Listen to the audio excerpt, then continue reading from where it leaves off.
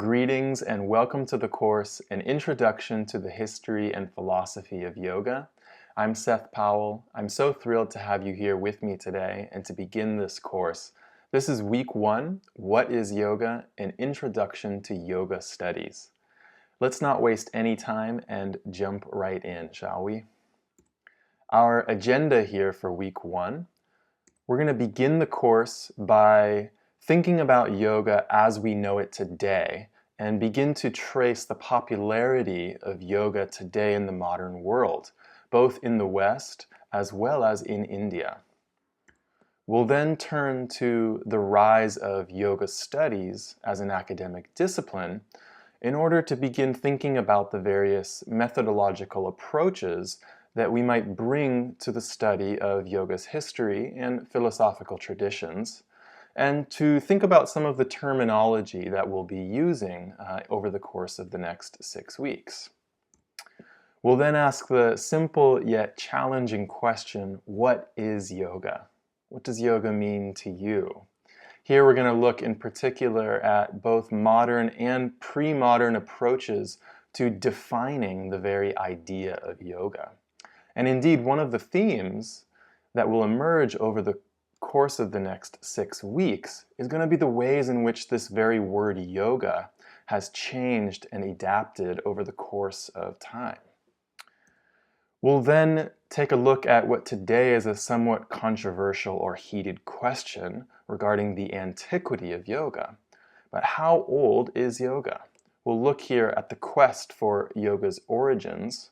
We'll look at some early origin stories from within the yoga traditions themselves, and then we'll start to turn our attention to some of the earliest available evidence for constructing a history of yoga. And in particular, we'll look at the Indus Valley civilization, and we'll ask whether or not there is compelling evidence to identify an early yoga in the Indus Valley. Okay, so we've got a lot on our plate here for week 1, and let's jump right in. Now, okay, before we do, one quick caveat and disclaimer, especially for our more global students who might be taking this course outside of the United States. So one of the shortcomings or biases, if you will, that you'll notice quite quickly in this course is that when I refer to more modern and contemporary forms of yoga, by and large, I'm going to be referring to yoga within the United States context. This is both because this is what's most familiar to me as a practitioner and a scholar of yoga located within the US, but also, as we'll see, because the early origins of modern yoga and yoga's transmission from India to the West, the United States played a very heavy role in that. And I think we could also make the case that the popularity of yoga in the United States and the way it's being practiced in the United States is having a significant impact on the way yoga is being understood and perceived more globally. And that's something we'll think more about towards the end of this course. But okay, with that aside, I hope you'll forgive the US-centric bias of some of this material. But nonetheless, according to a 2016 US market research study that was put out by the Yoga Journal, the leading print magazine of yoga in the United States. And Yoga Journal has been putting out these research studies every 4 years since, I believe, 2004. According to the latest study, there are over 36 million practitioners of yoga in the United States alone. That's almost 9% of the US population self-identified as a practitioner of yoga.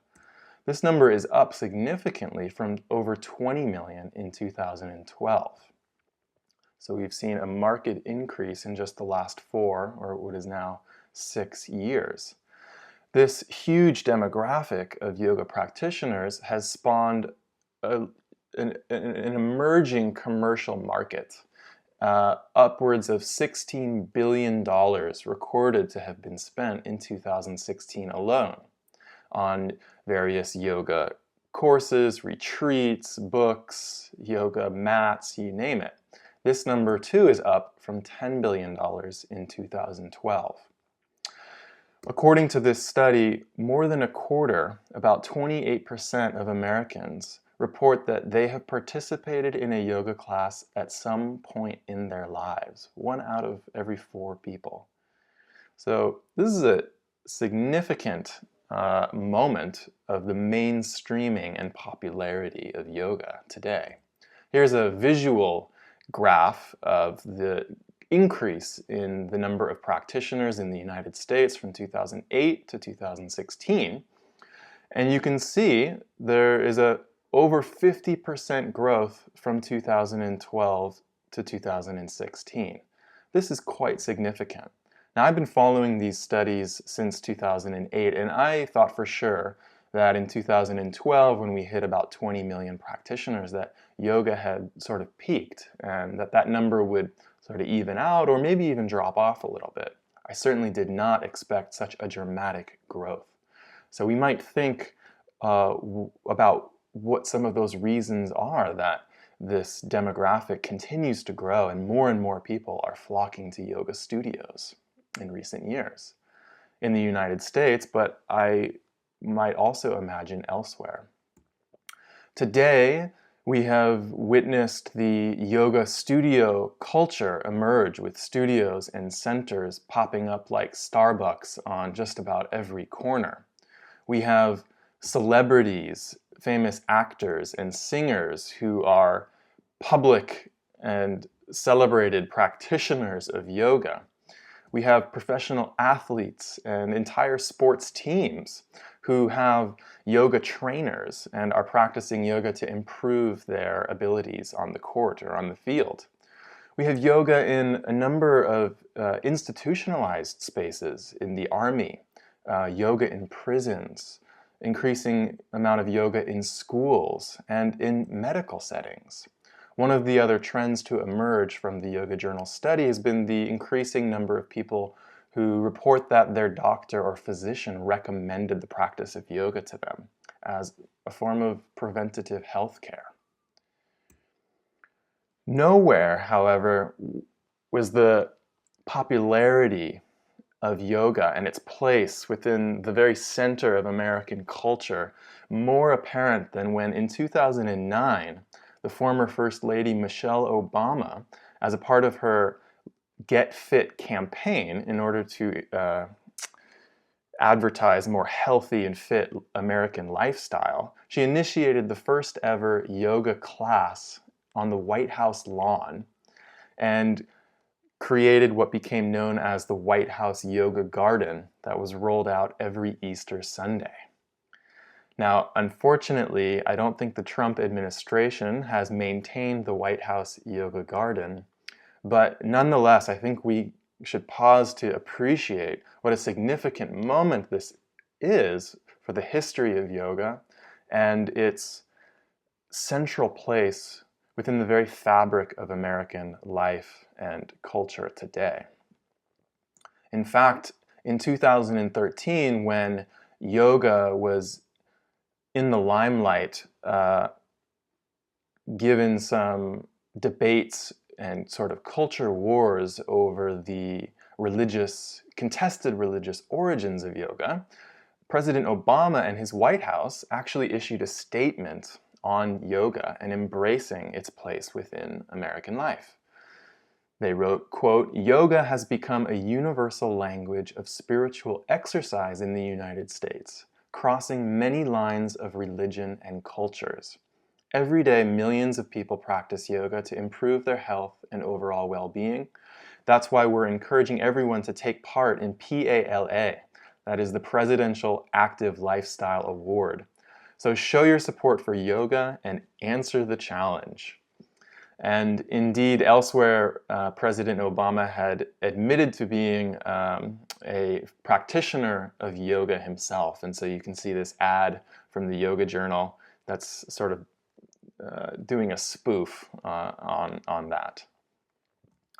Now, with this rising popularity of yoga today, we are witnessing an incredible amount of change, adaptation, and innovation in modern yoga.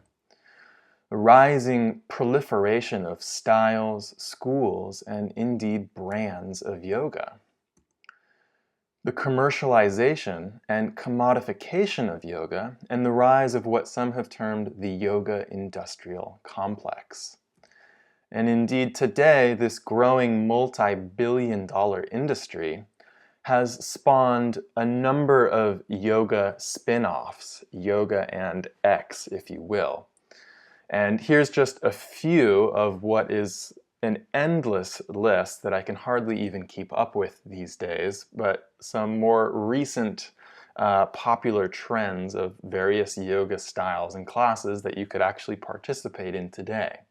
Hip-hop yoga, aqua yoga, goat yoga, as you see depicted here in Oregon, acro yoga, hangover yoga, yoga for men known as broga, hot yoga, military yoga, Star Wars yoga, kickboxing yoga, koga, stand-up paddleboarding, sup yoga, yoga booty ballet, rope yoga, yoga and chocolate, yoga and capoeira, power yoga, holy yoga, airplane yoga, airport or hotel yoga, hoop vinyasa, belly dance yoga known as hip prana, trampoline yoga, anti-gravity yoga, yoga and wine, yoga and beer, disco yoga, scuba yoga, and more.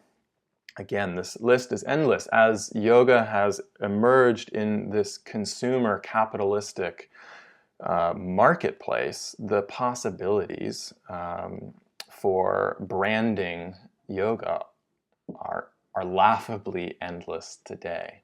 Now, as the popularity and indeed growing commercialization of yoga has taken off in the West, and perhaps even we could argue because of that, there has been a real renaissance and resurgence of interest in yoga in India today in a way that I think is historically really unprecedented, even in India. So the government of India has recently taken a very strong interest in yoga and in its history. And in recent years, they launched the Department of Ayush, which is a department of the government dedicated to promoting yoga, Ayurveda, and other forms of traditional Indian medicine. Ayush is an acronym that stands for Ayurveda, Yoga, Unmani, Siddha, and Homeopathy. And indeed, Ayush even has a minister of yoga, and recently they have started developing criteria and a sort of alliance body to develop credentials and certification requirements for yoga teachers in India that is not so unlike the Yoga Alliance based in the United States. In order to celebrate India's yoga heritage, in 2014, Prime Minister Narendra Modi, along with Ayush, proposed to the United Nations the idea of an International Yoga Day. And 177 nations co-sponsored this resolution, apparently the most ever for such a proposal. So while the UN and its nations may disagree on many matters of politics and economics and foreign policy, it seems like just about all of the nations could agree that yoga is a good thing and is something that indeed should be celebrated. And since the inception on the summer solstice of 2015, Modi and Ayush have sponsored huge rallies and demonstrations on International Yoga Day in major cities around India. And indeed, there have been celebrations all over the world. But in India, they put on these huge sort of yoga performances, if you will. You can see the most recent one depicted here with Prime Minister Narendra Modi himself at the front here, leading thousands of people through this sequence of yoga postures and breathing techniques that were developed by Ayush, the sequence. And here they are right in the capital in New Delhi. Here's a quote from Modi's address to the UN General Assembly proposing the International Yoga Day. He says, "Yoga is an invaluable gift of India's ancient tradition. It embodies unity of mind and body, thought and action, restraint and fulfillment, harmony between man and nature, a holistic approach to health and well-being. It is not about exercise, but to discover the sense of oneness with yourself, the world, and the nature. So we might compare this quote from India's world leader to the United States' former president, both speaking and asserting claims about yoga and its place in the world. And while Obama's message was one of yoga transcending culture and being a universal spiritual language of health and exercise in the United States, Modi highlights that yoga is an ancient Indian tradition and a gift then to the world from India. And here Modi is also, you can see, sort of pushing back against this popular conception that today yoga is simply exercise or simply physical, and he wants to stress the more internal or spiritual dynamics of yoga. So we can see anytime, not just here but elsewhere, somebody is asserting a definition or a claim of yoga, just as much as they are asserting what yoga is, they are oftentimes asserting and reacting to what they feel yoga is not. So that's something to keep in mind here. Now let's take a step back here and pause for a moment to ask, how did we get here to this incredible popularity of yoga today? How did we go from yoga as a truly countercultural practice associated with hippies and the Beat generation of the 1960s on the fringes of American society to being embraced by millions at the very center of American culture and life in modernity? And to step back even further, let us ask, how did yoga, which historically arose as a religious discipline practiced by male renunciate ascetics on the periphery of mainstream ancient Indian society, go all the way to today to be embraced by millions around the world, practiced today by predominantly upper middle class, white, educated, female practitioners?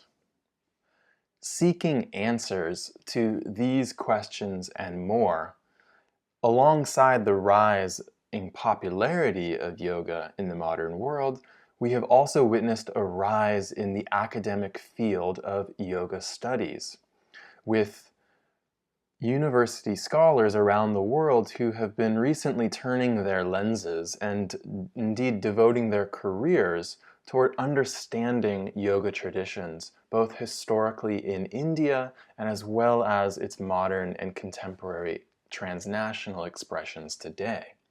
And particularly in the last decade, there's been a growing surgence of critical yoga studies that in many ways have rewritten or helped to revise the history of yoga as we have previously known it.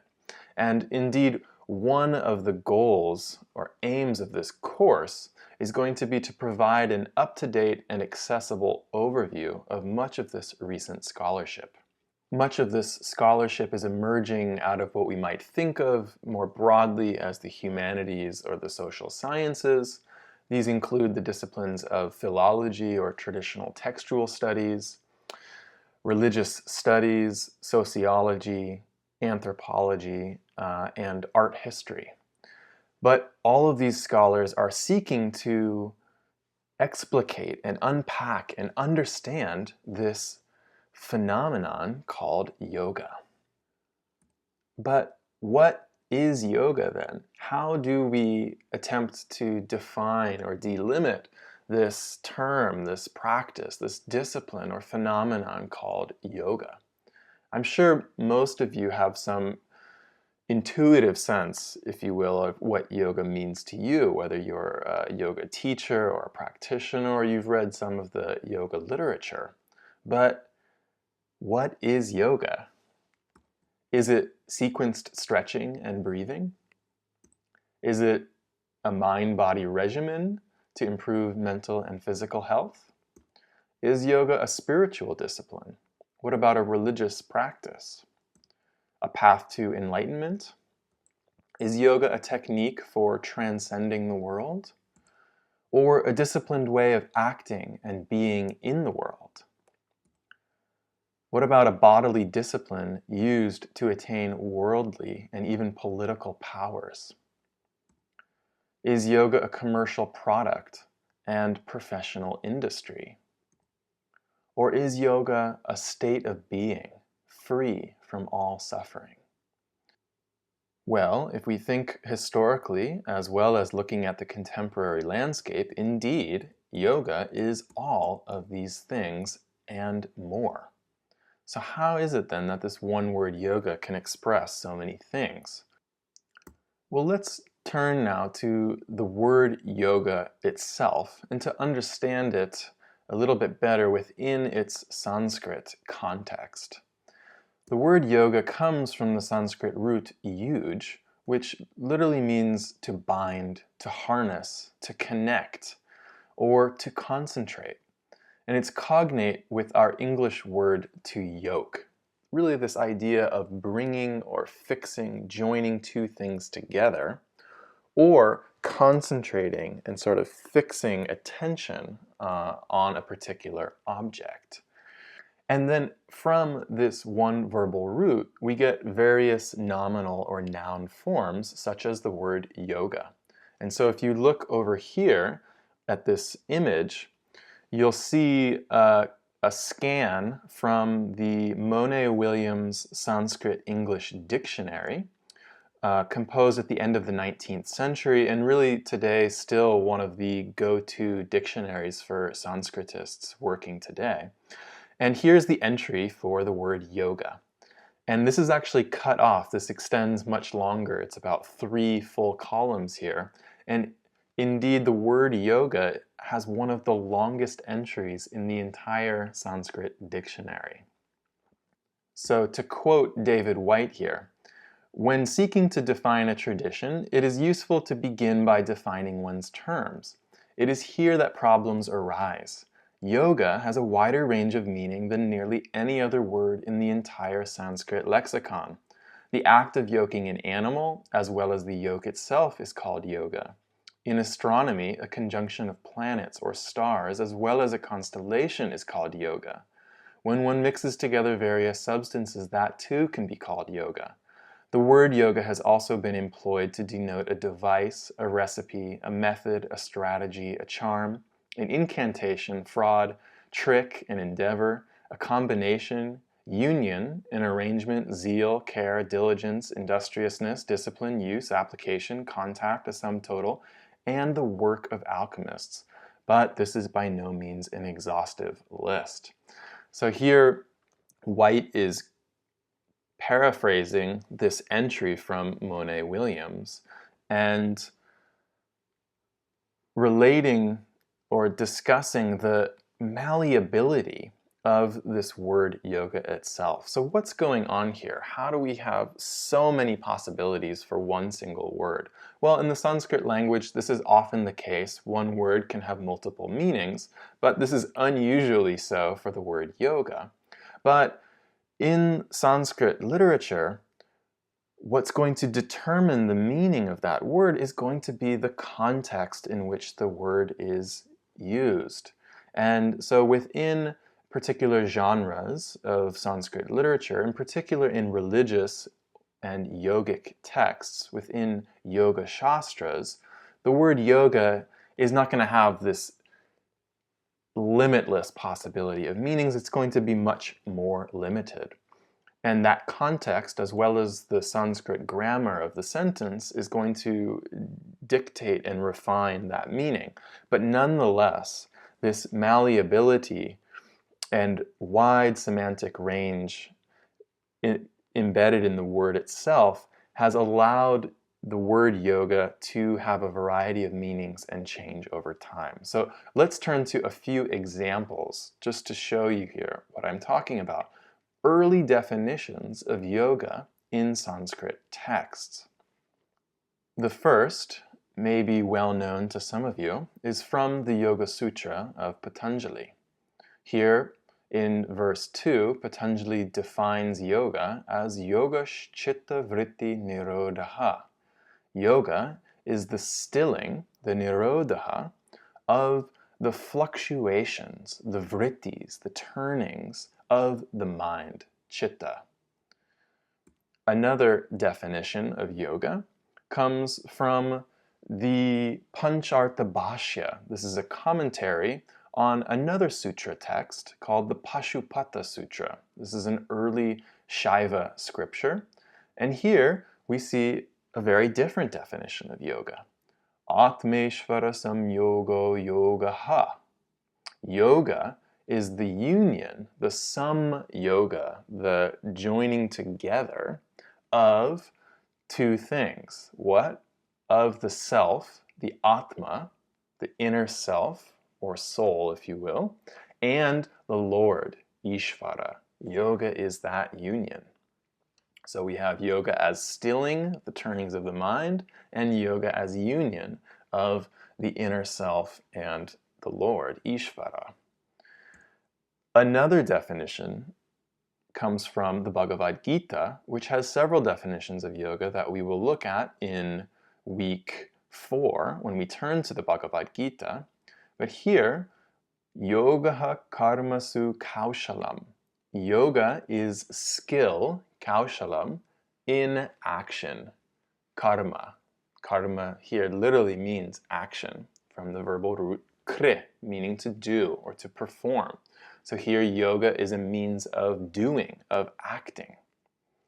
And finally, this very interesting definition of yoga from an unknown sutra that is quoted in Shankaracharya, the great non-dual Advaita Vedanta philosopher, in his commentary, his Bhashya on the Brahma Sutra. And here, this anonymous quote, which seems to be the opening verse to a yoga text that we no longer have. And it says, Atta tattva darshanabhyupayo yogaha. So yoga is the direct means, the abhyupaya, to perceive, darshana, to see reality, tattva, the supreme reality, ultimate reality. Yoga is the direct means to understand reality as it is. So here the same word yoga being defined in traditional religious scriptures in very different ways. But by and large, within religious and yogic texts, I would argue that yoga can be broadly conceived of in two ways, okay? The first of those is the word yoga referring to the state or goal of religious or spiritual practice. Indeed, the practice of yoga. So these first two definitions from the Yoga Sutra and the Pancharta Bhashya, both are referring to yoga as a particular state or goal, the stilling of the turnings of the mind, or this union between the self and God. These other two can be conceived of as yoga as discipline, practice, or an action, right? Yoga is skill in action, a way of behaving and moving through the world, or yoga is the direct means, the abhyupaya, this skillful means to perceive ultimate reality. So broadly speaking, within yogic literature, we see the word yoga being used to refer either to the state of yoga, indeed the goal, or the discipline and practice itself. And to highlight this, I want to show you this verse. It's another anonymous quote that comes in the Bhashya, the commentary of the Yoga Sutra, on verse 3.6. And here, the author of this verse, whoever composed this verse, is sort of playing on this idea of yoga as state and yoga as practice. So let me read this verse to you and then you'll see what I mean. Yogena yogo gnatavyo, yoga yoga pravartate, yo pramattastu yogena, sa yogeram atechiram. So through yoga, yogena, yoga is to be known, gnatavya. Yoga arises, pravartate, from yoga, yogat. He, the one, yaha, who is undistracted, apramattas, by means of yoga, yogena, that one, saha, delights, ramate, delights from the verbal root ram, to enjoy, to delight, delights in yoga, yoge, for a long time, chiram. So here I've highlighted this to make this even more clear. In the red, you can see yoga being utilized, the word yoga, in terms of practice or discipline. And the blue is yoga, the same word, being expressed as state. And in Sanskrit, you can do this really easily because you have these different case endings, yogena or yogat, that sort of change the syntax and the force of the meaning of the word, if you will. So through yoga practice, the state of yoga is to be known. That state of yoga arises from the practice of yoga. He who is undistracted by means of the practice of yoga delights in the state of yoga for a long time. So yoga by means of yoga.